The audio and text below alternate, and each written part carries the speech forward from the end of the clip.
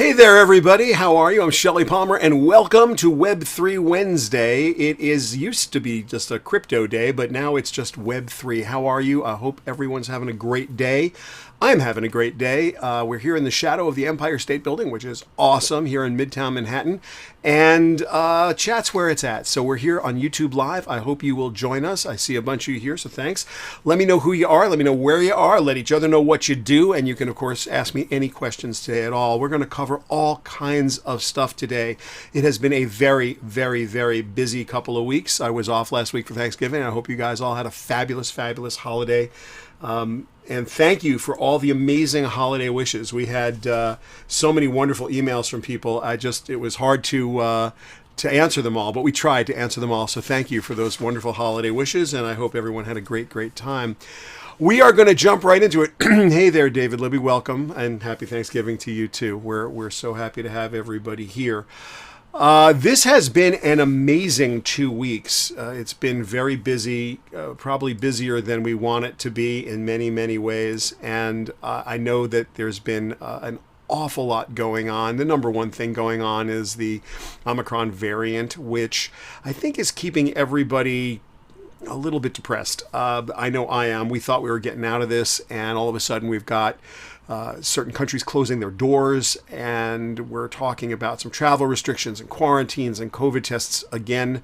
Everybody was so close to being done with this. I guess we are nowhere near done with this, unfortunately. So hopefully this is going to pass, and we'll be able to figure out how to get past this as a country. I hope we can.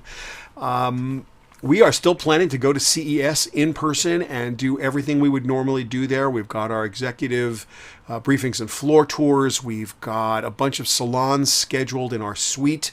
Our Innovation Series Summit this year at CES will be virtual like it was earlier this year. The 22 will be like the 21. We've got Nicola Mendelsohn from Facebook, or I should say Meta, and we are going to have a very frank talk. A very, very frank talk about what is going on with Meta, what's going on with Facebook, what's going on with Instagram, what's going on with WhatsApp. We're going to talk about government regulation. We're going to talk about privacy. We're going to talk about the way that social media impacts young people, especially young women. We're going to talk about the Facebook papers and the whistleblower. We're going to ask hard questions, and Nicola's going to answer them. So, look, I think it's going to be an incredible summit, and I'm really looking forward to it. Ask your questions if you will, because we certainly want to incorporate the kind of questions you would want to ask Facebook directly into the Innovation Series Summit. So let's see, what else is going on today? So today, speaking of social media, Twitter banned posting pictures of private individuals without their consent.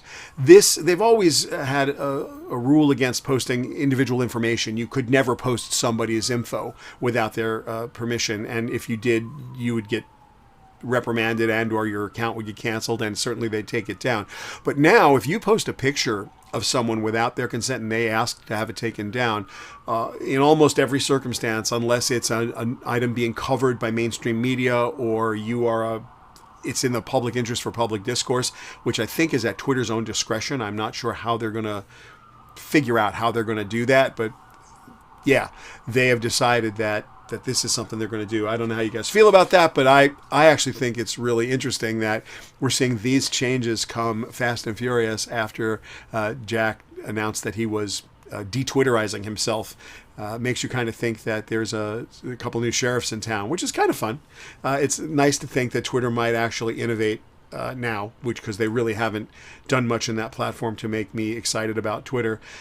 If Twitter didn't exist, we'd have to invent it. I have to say, I'm a big fan of what Twitter is, what Twitter does, and I'm just not that excited about the fact that the product hasn't really been innovating at the same level that some of the other products have been innovating. Certainly TikTok is, every day is getting better tuned and figuring itself out. And even Facebook, to a large extent, has been spending time and energy building new stuff. Twitter, not so much. So, yeah. Anyway, welcome, Keith. Hi, glad you're here. Yeah, please, in chat, ask any questions you want to ask. You can ask also in Twitter if you'd like to, or you could in text if you don't want to make it public. You can certainly ask your questions there, those of you who have a way to text me. I'm not exactly going to publish that. Let's see. What else is going on? We did the Omicron variant. Yeah, Google searches for NFTs are at record highs, which is not surprising. We've seen a lot of action, like a real lot of action. People are just super excited. I think the hype cycle is pretty high. There were some interesting Burger King NFTs last week. There were some wonderful Macy's NFTs last week for commemorating the Thanksgiving Day parade, which was exciting to see. But then all of a sudden we had a version of Pirate Bay, sort of a rehash of Pirate Bay, if you will. They put 15 terabytes of JPEGs up, pretty much every NFT they could find publicly listed, and they hosted it on a Google Drive. You just pull it down. So every NFT that's been sold up to the date, and I think they're going to continue to update it, they just took them all. And a guy named Jeffrey Huntley did it as a, quote, experiment. I don't know if it's an experiment or not. It did raise the question for everybody. So is an NFT actually any value at all, since every single NFT ever minted is now available to right-click and download for yourself? Of course, you don't own it, right? It's not yours. It's just, but you can enjoy it. Interesting, right? Very interesting. Hello, David, and hello, Steve Cadola. How are you? And welcome, Charlie from Detroit. Glad you guys are all here. Interestingly, Phil Spector, not a fan of NFTs. Phil Spector is the head of Microsoft Gaming over at Xbox at Microsoft, and he's not a giant fan of NFTs. He feels like the games are a bit exploitive, to use his words, not mine, and not high on this whole play to earn idea. I'm not sure why they're going to lag behind. This is very reminiscent of Facebook ignoring mobile. This is very reminiscent of Bill Gates ignoring mobile. The idea that you can ignore play to earn, you can ignore Web3, makes no sense to me. And Phil Spector is a smart guy. He just is. This is not a smart thing to say. Yes, they are a bit exploitive. There's all kinds of stuff you could say that's wrong with it. Get in there and fix it, Microsoft. You got a better way? You know something we don't know? You're smarter than we are? Yeah, do it. A few weeks back at NFT NYC, I was at the Secret Network Tarantino drop event, if you will, for the Pulp Fiction NFTs, and what he said was fantastic. He had the handwritten copy. Apparently he wrote Pulp Fiction by hand in a notebook, and he had that notebook on a shelf in his house, and he thought, that's not doing anybody any good on a shelf in my house. I'll make an NFT out of it, and he was convinced to do that. He was very, very smart at that event, Quentin Tarantino. There's a bunch of people who put stuff on TikTok and on the internet, on YouTube, from that event, where Quentin is just asking questions of a fairly good panel of people, including Mike Novogratz and some others who were there to basically talk about NFTs. As it turns out, after this whole thing went down, like a day later, he got sued by Miramax, which owns the rights to the film. Now, my IP lawyer said to me that unless there's something really unusual going on there, the contract that Quentin Tarantino most likely signed, again, haven't seen the contract, said something to the effect of rights to all forms existing or as yet to be invented. So they just didn't ask for Quentin Tarantino's handwritten notebook, but clearly in my IP lawyer's mind, they probably own it. So they probably have a good case there. Not great for Quentin Tarantino, not great for the NFT world, because that seems to me to be, that seems like more of a weird money fight than the NFT rights fight it should be. I'd love to understand where the IP laws are going to actually begin and end there. And of course, every contract for a movie or anything that goes on from a major studio from now to the end of time is going to carve out NFTs and Web3. So yeah, we have to deal with that in some way. The other thing that happened this week in the world of Web3 is Constitution DAO. Now, Constitution DAO went to buy a copy of the United States Constitution, which was going up on auction, and they were unsuccessful. They raised $49.8 million And that's a lot of money. And they raised it in ETH, which is the utility token from Ethereum, which today I think is rolling around $4,700 this morning. So, it does fluctuate quite dramatically. A few weeks ago, it was down around 1,900, then it was up around 4,000, then it was down to 3,500, and this morning it was up around 4,700 when I woke up. I haven't looked at it recently. The gas fees to return the money were really high because the price of ETH is really high right now. So the average person who invested in Constitution DAO put in roughly $200 worth of ETH, which was costing them anywhere from $30 to $40 to send at the time or to get back. So if it cost you $30, $40 to send your $200 and it's going to cost you $30, $40 to get it back, does that make any sense to anybody at all? Lisa F has a question. Let's see what this is.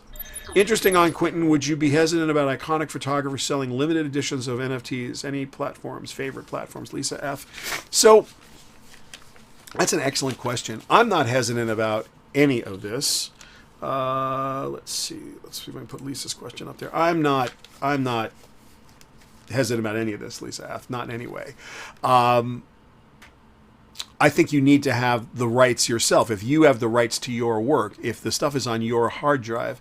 Now remember, when you sell an NFT, you are doing theoretically the same thing as you would do if you were selling what's known as a phono record, which is just a physical copy of a song to somebody for their own fair use. And the fair use rights should apply, meaning that when I buy a record in a store, or if I download something from Apple, I don't have the rights to sell that to anybody in my store. I can't make copies of it and say, well, now I own, the Beatles' White Album and I can sell it all day long. No, I could sell my copy at a flea market. I could lend it to a friend. I could give it to a friend. I could give it as a gift. I can listen to it for my own enjoyment. I could probably play that song at a party in my house if I'm not having a commercial. I'm not charging money to enter my house for the party. Theoretically, if I have a party at my house, I charge everybody $50 to come to my house. The music I play is part of that environment I'm creating. Theoretically, it's a public performance. I don't think anyone's ever been prosecuted for that. I don't think anybody's ever been sued for that. Although ASCAP did sue the Girl Scouts for Girl Scout songs at one point because they felt that licensed music from ASCAP was publicly performed for commercial purposes. The girls paid for Girl Scout camp, and the Girl Scout camp was about the music. So singing songs around the campfire was an ASCAPable royalty payment public performance. I don't think NFTs are anything more than you go to Walmart and you bought a DVD, you go to Walmart, you bought a CD, remember when? So now you buy an NFT, you have fair use of that NFT, and you also have bragging rights. That seems to be where everybody's sort of coming out on this right now. That could change. That could change at absolutely any time. I suspect that it will change pretty soon. There's a lot of rights management going on. I just hear this story. The Tolkien estate, JRR Tolkien, killed the JRR token because they felt it was a direct infringement on what they were doing. Well, of course it was. That's flat out copyright infringement. That's insanity, right? And then you've got other craziness going on. Let me just find this real quick. This one, and this NFT band, they can never play. This is the Bored Ape band. This is Universal Music Group decided they're making a band out of the Bored Ape NFTs. Well, they're not living human beings. They're not able to make music. This is some misunderstanding or lack of knowledge of whatever you could do with an NFT and the Bored Apes. So it's yeah, all right. If that's where your head is, Universal Music Group, good for you. Go for it. I don't see it. I really don't. Oh, here's a question I definitely need to answer. Wow, thank you for this. How is Syracuse? Am I learning as much as teaching? I have to thank you for that question, David C. I was very lucky. To learn from my students. I am formal title. I'm the Professor of Advanced Media in Residence at the Newhouse School of Public Communications at Syracuse University. I've been teaching since August, and I'm there helping the faculty with the curriculum, and I'm teaching a class called New Media Business, which we hope to rename to like Advanced Media Business or something that's not new media, because new media sounds pretty old to me at this point. But it's a graduate level program. I have an unbelievable group of students, and I went up to campus for the first time to teach in person a couple weeks ago, just before Thanksgiving. Wow, was it amazing. Kids are amazing. The undergraduates are insanely awesome. The graduate students I have are really great. Got to meet them all in person after having taught on Zoom. They say you don't really know a subject until you can teach it. I promise you that's true. And I will also say that I am learning as much from my students, maybe a little more from my students than they are from me. It's such a great group. What a vibrant place. It keeps you young. The thing I love the most, truly love the most about my students at Syracuse is that they're fearless. They're literally fearless. They don't know what they don't know. They are afraid of nothing. They are willing to do anything at any time. Their ideas are amazing because they're not weighed down by, well, you can't do this, you can't do that. None of that. It's like, we'll just do it. And what I think the most interesting thing about all of the undergrads I met was they just don't know why everything doesn't already work together. Like all of the interoperability issues and all of the compatibility issues and all the things that stand in the way of doing good business. They're like, why isn't that working? And you talk about privacy or you talk about business rules. They have no interest in that whatsoever. It's like, I just want to do this. And their side hustles are so awesome. Many of them are just doing it. They're pretty much living Nike commercials. And it's, it's happening. So I love teaching at Syracuse, and I especially love the Newhouse School, and I feel very, very lucky to have been asked to be a professor up there. We're going to do all kinds of interesting stuff. We've got we had a fellowship, and we're bringing a bunch of students to CES. So Syracuse funded the Newhouse School funded a CES fellowship, and we're going to bring, I think, 4 graduate students to CES this year, and we're gonna get them involved in the industry, and it's kind of a wonderful thing to be able to do. Again, thank you all for being here today, and please ask your questions in chat. Tell me where you are, tell each other where you are and what you do, because the chat's a great place to do that. I want to invite all of you to PGX. It's our private social network. It's become sort of where we do all of the comments for our daily blog, which you can, of course, subscribe to at shellypalmer.com. But pgx.tech, if you look in the description for this YouTube live event, you will see a link to PGX that gets you in immediately, automatically, into our private social network. I figure if you're listening here today, or if you're part of this, you're probably the right kind of person to come and hang out at PGX. We talk about all kinds of fun stuff there every day. And while we're at it, I'll just say that on Tuesdays, my friend Seth Everett and I drop a podcast called Tech Stream with Shelly Palmer and Seth Everett. We talk about pop culture and tech, 2 of our favorite subjects. It's just super, super, super fun. And Seth is awesome in every way. He's done such a great job putting this together.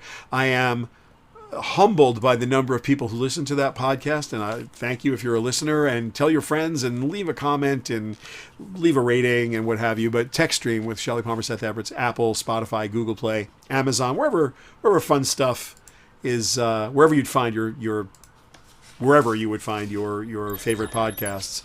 All right, what about licensed products? A brand that licenses their marks to a product manufacturer of toothbrushes. Can a toothbrush manufacturer make an NFT of the toothbrush with brand marks? I doubt it. Now, I don't doubt it because they couldn't actually do it. My doubt on this one is that all the licensing agreements I've ever seen, and I've seen a lot of them, where you're licensing the toothbrush, the beret, the hair beret, the headband, the t-shirt, they are very specifically carved out, not only by product category, they're usually carved out by geographic territory, and with language like usual and customary overlap areas. So if you're in a market that's the United States, you can sell it into Canada and into Mexico as far as the broadcast signal from the southernmost television station would get into Mexico, and the northernmost television signal would get into Canada so that your advertising is more efficacious. But past that, you might not even be allowed to sell outside the territory. You might be granted North America, you might be granted EMEA or Asia Pac. But I've never seen a license agreement that said you can do anything you want with this mark. Never. I've never seen one. They're usually insanely carved out because anybody who's licensing is generally in the licensing business. And the licensing business is about territories and carve-outs.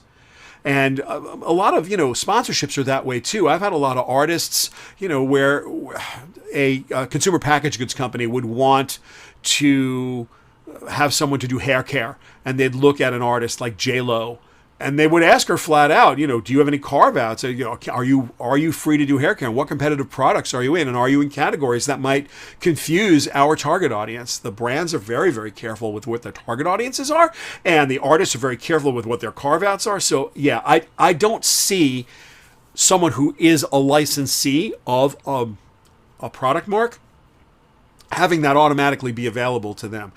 I've seen about 500 petitions for NFT rights to our clients, and we've been involved in that pretty dramatically over the last little bit. One last promo for today. I think all of you know I've got a book out on the subject, Blockchain, Cryptocurrency, NFTs, and Smart Contracts. The subtitle is An Executive Guide to the World of Decentralized Finance. This thing is both available in paperback and an ebook. It's on Amazon exclusively. The paperback is outselling the ebook 6-1, which is mind-blowing to me. I mean, literally mind-blowing to me. So, yeah, we've had a lot of inbounds on NFTs, just a lot. And mostly they've been about licensing and the subtleties of, can I add this piece of music? What are the public performance rights? Is there, we've had a lot of copyright and trademark. No, I'm not a copyright lawyer or trademark lawyer. We just have a lot of expertise. And to be honest, just years and years and years of experience dealing with licensed merchandise, promotional merchandise, swag, you name it. We've been dealing with it for years and years and years. All kinds of activations for various kinds of clients when they're trying to activate their media purchases. So yeah, their airtime. NFTs are a thing, and yeah. So it's all new. It's literally all new, and I don't think there's a right or a wrong answer, but there definitely is an answer. Ben O, your question is interesting to me. I don't know that I have a good answer for it, though. What will 2022 bring? Are government regulation around crypto? Ben, I'm not that smart. I feel you. I don't know the answer. There's a lot of regulation in the works, but I don't know what's actually going to hit. I don't. This question I like. Do you think that Dow looking to buy the NBA team has a chance to succeed? Brian S., thank you for that. That was Constitution Dow, I think. I think when they couldn't get the Constitution for about 30 seconds, they thought, well, let's go buy an NBA team. We got $49 million. I don't think they could agree on I'm almost positive that's what happened. I might be mixing my Dow metaphors here.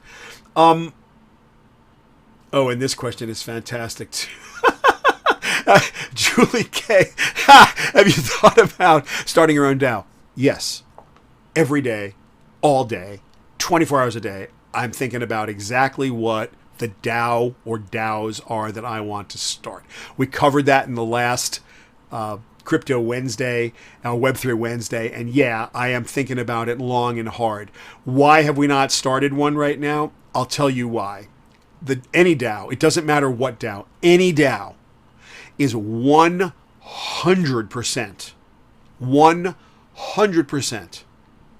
about the community. It has nothing to do with the technology at all. Nothing. It's 100% about the community. Whether you have a Discord channel, Twitter followers, it doesn't matter wherever you gather your community, that is where your DAO begins and ends. And without, a really, really good, solid community to leverage, your DAO will go absolutely nowhere. By definition, it can't go anywhere. Because in order for you to have people active, engaged, voting, participating, doing what has to happen. You need people, and they need to volunteer. They need to be remunerated somehow. So your tokenomics have to be great. And in fact, this past week, Sir John Cunliffe, the deputy, I'm reading this, the Deputy Governor for Financial Stability at the Bank of England said, and I'm going to quote this, this is a good quote, "It's quite difficult to predict how innovators will take money and actually use money going forward.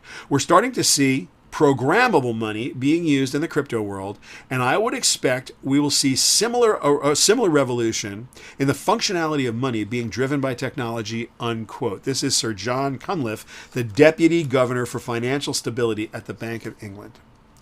Now, this concept of programmable money is nonsense.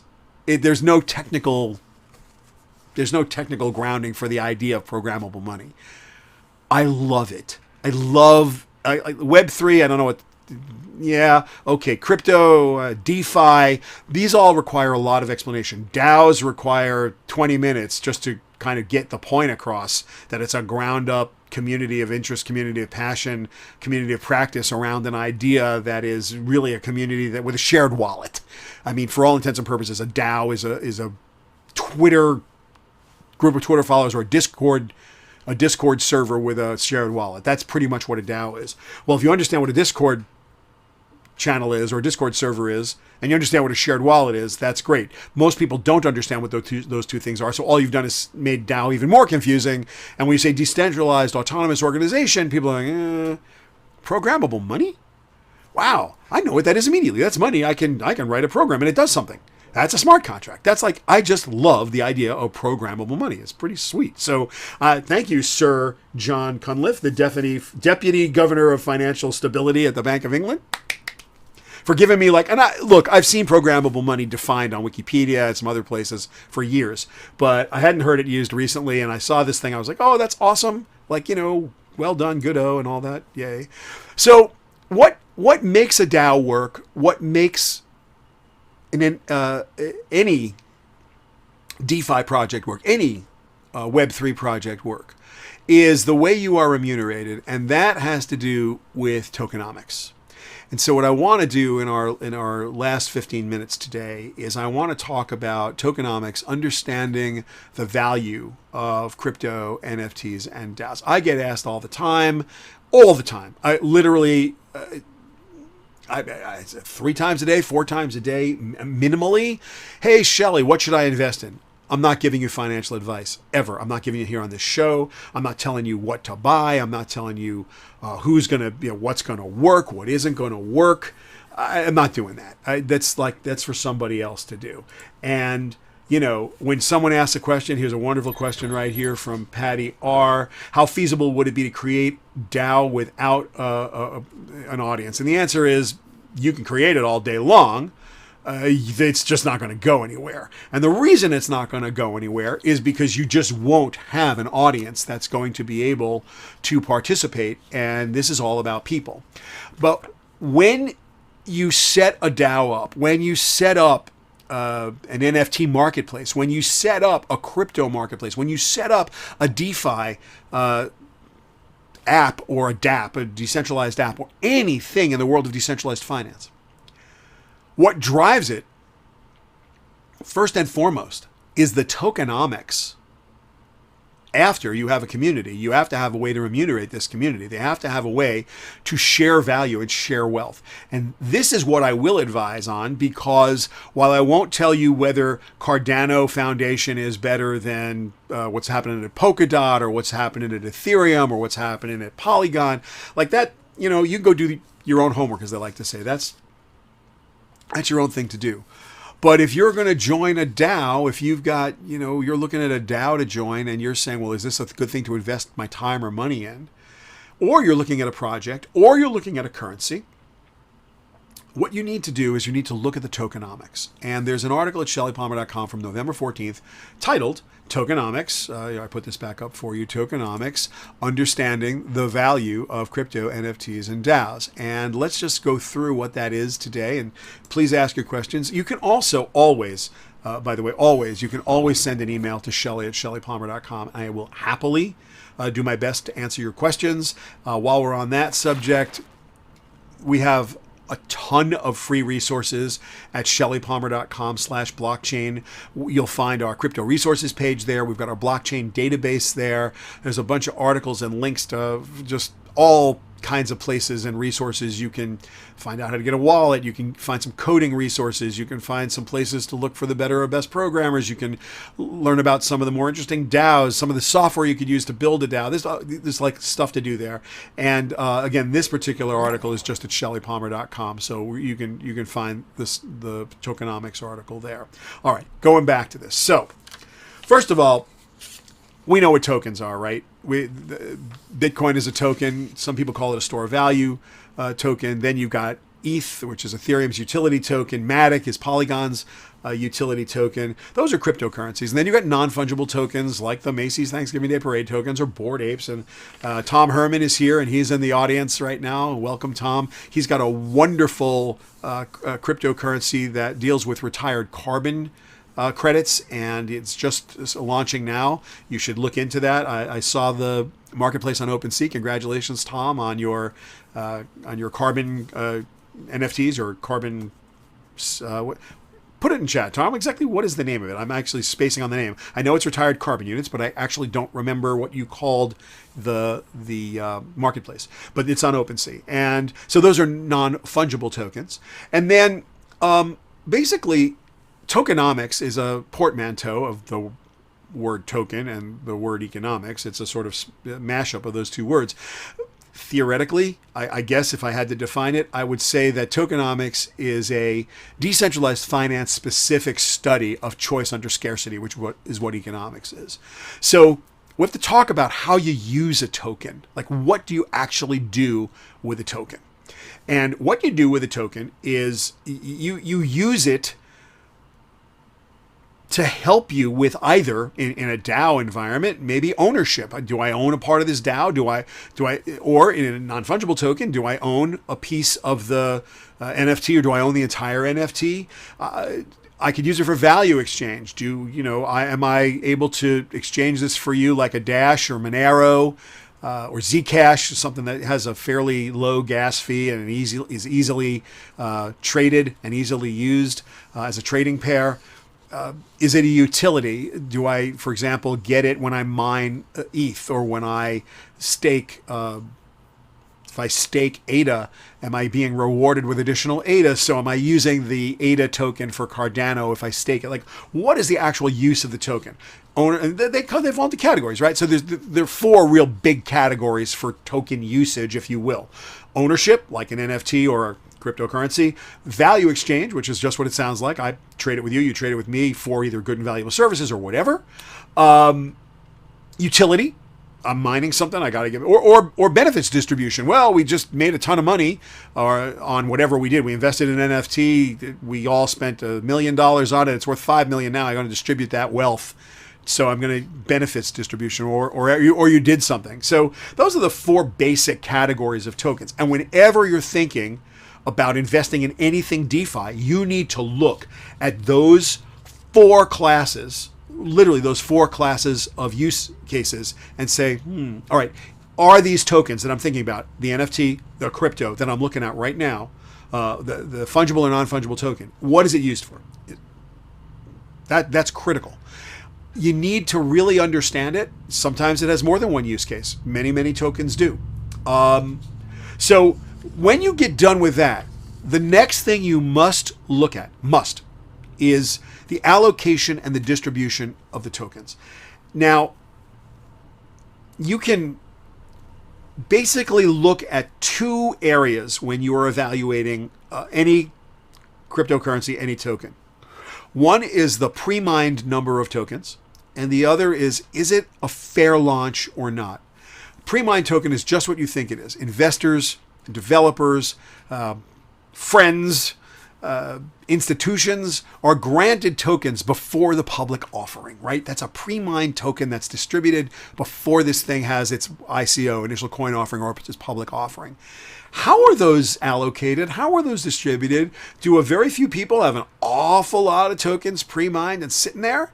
Because if they do, this may not be like the greatest thing that ever happened to you if you buy into it. So, or is it going to be a fair launch? Now, in a fair launch, there's no early access to tokens. Like there are no pre-mined tokens. There's just, we're going to do a fair launch. Everybody's going to get what they get. The private allocations are very common. And just because something is pre-mined and pre-launch allocated doesn't make it a bad deal. What makes it a bad deal is the ratio of those coins and how, or those tokens and how they've been distributed to either the investors, the developers, the friends, or the institutions, right? So you want to be very, very, and by the way, 100% of this is public information. Like there's none of this is hidden. That's the beautiful thing about DeFi. It's out in the open. So you got no trouble whatsoever going to find this out, and you must find it out. The next thing you have to look at is token supply, and there are a couple things in token supply you want to think through. The first thing I want to look at is what's known as the circulating supply of the tokens. And that's the total number of tokens in existence, less those tokens that have been burned or that are inaccessible for whatever reason.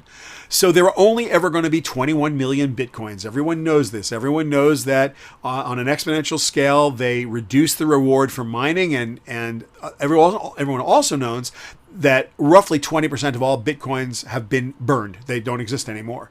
So they say the total supply of Bitcoins is only ever going to be 21 million. There's roughly 18, 19 million out there right now. I don't know the exact number. It's a number bubbling around 19 million Bitcoins right now. So there's a couple million to go. About 20% are gone forever. That's known as a deflationary currency. Why? A couple reasons. One, there's a finite number. So supply and demand says that when the supply is less than the demand, that the price is going to go up. So, and it's deflationary in that the rewards offered to the miners is set to decrease on an exponential scale. It's cut in half every certain number of blocks mined or dates passed. So any currency can set that up. That's the way Bitcoin's set up. When they enacted EIP 1559 for the Ethereum mainnet, they changed the miner extractable value calculations, and they also said they're going to burn a certain amount of ETH for every block written. They've been doing that, so they burned millions and millions of dollars of ETH since the EIP 1559 went into effect. They're getting ready to go to layer 2, which should reduce the mining fees and the gas prices dramatically. It's not going to change the supply of ETH any more than EIP 1559 will, but they've theoretically, and again, I'm not an economist, and this is not financial advice, they've theoretically made ETH into a deflationary currency. It didn't used to be. It used to be you mined a block, you got a reward, and whatever you were entitled to. But now they burn a certain amount of ETH every time they mine a block. So this has changed the mining calculations. This has changed the profitability for mining. Every single token has some version of their own method of doing this. Circulating supply is one critical number you need to know when you're trying to think about the future value of a token that you're going to buy. The next thing you need to think about is the maximum number of tokens that can ever be created, mined, or minted. It doesn't matter if you're mining them or minting them. It doesn't matter if it's proof of work, proof of stake, proof of something else. It doesn't make any difference whatsoever. You just need to know the maximum number of tokens that will ever be mined or ever be minted. For an NFT, every token is unique theoretically, unless it's part of a set, right? If it's an 1155 contract, then it's part of a set. For crypto, some tokens, like I said, Bitcoin, have a maximum number, but others don't. There's no maximum number of ETH that will be created. They'll be making ETH for a long time. You must know. And then, of course, you want to look at market cap. Market cap is the total sum of the funds invested in whatever it is you're doing. And I actually think, again, not financial advice, but if you were to talk to a financial advisor, they would tell you the fully diluted market cap, which is the market cap if the maximum number of available tokens was in circulation. The fully diluted market cap is really the key indicator of token value. Not financial advice, just technical definition of what fully diluted market cap of a token would be. That's the market cap if the maximum number of available tokens was in circulation. A token with a high market cap and a low circulating supply is probably going to increase in value. Why? Supply and demand. You have a lot of money chasing a few items, the prices are going up. It's kind of just that simple. We already talked about inflationary and deflationary tokens, so that's critical. And then the last thing that I think is really, really important, and it may be the most important thing, actually, although there are people who would argue with me, and that is the founding principles. Like, why is this in existence, and what are the... A lot of things are basically selfishness shrouded in altruism. I understand that. I'm doing this in order to, for some financial gain. And everybody buys whatever they buy. When you invest, you're investing in the future. You're not investing in the present. I'm not buying a stock or a coin for today. I'm buying this coin because I believe it's going up in value. It's a pure belief system. We understand that. But the founding principles of any DAO, the founding principles of any foundation that's going to do a mine or mint a token, these are going to tell you an awful lot about why it exists and how the people are thinking. And, Tom Herman has this wonderful NFT collection. Its goal is to save the planet, right? Everybody complains about, wrongfully, but we'll get into that another day, about the amount of electricity being used in the cryptocurrency world and the DeFi world. And people don't understand what baseload power grids are, and they get all upset about how much electricity a Bitcoin mine might use. Tom has this wonderful idea. He said, well, we're going to take retired carbon credits and we're going to make NFTs out of them, and therefore they definitely can't be reused. And we have an altruistic thing here. Plus, it's fun. We'll be teaching people about carbon credits. We'll be teaching people about what a carbon footprint looks like. There's a lot of interesting things in the founding principles of what Tom has done with his carbon creatures collection. And the carbon creatures, I think they have that right, Tom. The carbon, that's like... I do have a memory, it's just not always right on. The Carbon Creatures collection, that's what its founding principles are about. And you go read about them. So if you like what he's thinking about, then you might go do that. And if you don't like what he's thinking about, I don't care about that. They're retired. I don't want to deal with it. And so you make a choice because you understand where they are. Now Tom is on a layer 2 solution, Polygon. The Carbon Creatures are on Polygon. Polygon's layer 2. It's a proof of stake. The blocks do ultimately get written to the mainnet on, they do. But at the end of the day, this is a more eco-friendly environment because it's proof of stake. So by definition, it uses validators, not miners, and there's a whole other methodology by which it validates the NFTs, the tokens. So it's a good story. Do you like that story? I'm not telling you whether you should or you shouldn't. But if you like that story and you understand the tokenomics, then you can sort of look at it and go, yeah, I want to invest there. I think they'll go up. Or I'm just buying this because I think it's a good cause. Or whatever your personal reasons are, you can have. So just in summary, you've got a bunch of things in tokenomics you want to look at. You must understand your tokenomics. You must.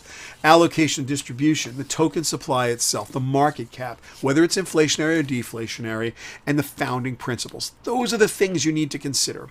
You will, again, find that information. You'll find this article. You can go, just reference it at shellypalmer.com. It's called Tokenomics, Understanding the Value of Crypto NFTs and DAOs. But And I would beg you, before you do any kind of serious investing in a DAO, or even, look, whatever you want to do, understand what the economics are behind this. We call it tokenomics because it's, again, that portmanteau of choice under scarcity for tokens, but it's basically straight up economic math, and it's well understood. And you should, before you get into anything heavy, you should go deep into that. And, I hope that you will. You can subscribe to our daily newsletter at shellypalmer.com. It's right at the bottom of the website. You can send me an email, shelly@shellypalmer.com. I hope you will do that. I'm happy to answer any and all of your questions about it. We do have that blockchain resource page you can go to, shellypalmer.com/blockchain. So there you will find a bunch of free resources. We have all kinds of blog posts, and this is one interesting little database. We did an Airtable. It's our own database that we use, but we sort of talk about each company as we find them, and we're adding 2, 3, 4 a day. By the way, if you find anything that is awesome, please just send me an email, and love to have it. And with that, I'll tell you, this is my favorite time of the week. I really appreciate all the great questions and the comments, and I like the time that you spend with me. Please feel free at any time to reach out. Have a fabulous, safe week. Let us hope that this new variant of coronavirus is nothing more than just something we have to pay attention to. And I'm looking forward to seeing all of you next week. Take good care.